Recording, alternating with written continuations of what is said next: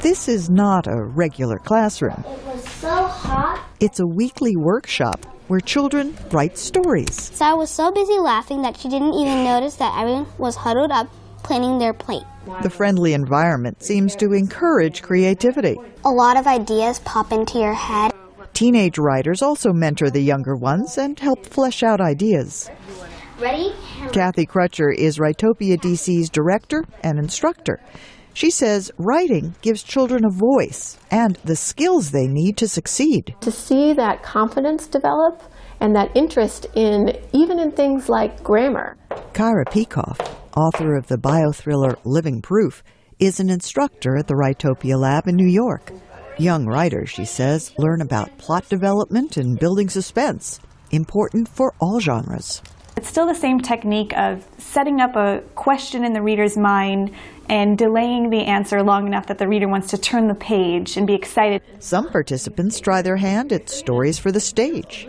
Playwright Rachel Barclay says young playwrights can submit their works to the Worldwide Players Festival, an annual competition. Students from all over the country may submit a play too, and they have a chance to have the play produced off-Broadway, full professional production with actors, directors. Elisa Bayumi is one of this year's winners.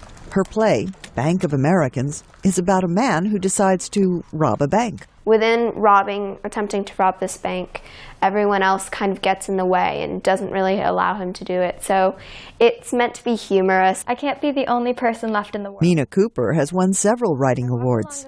One of her stories, Abandoned Storms, was recently published along with other short stories. I was really excited because I want to be an author when I grow up. By now, Ethan Vollner was... Rebecca Wallace Siegel, a journalist, launched Writopia Lab in New York in 2007 as a place where children and teenagers could learn to write fiction. Fiction requires and demands the use of both sides of your brain. Each sentence has to make sense. Each sentence has to be connected to the next sentence. So we're growing as thinkers because we are learning how to think and express ourselves coherently. Once upon a time, at the quiet end of science fiction. Over the last 2 years, Alex Mountfield has completed 4 stories and plays.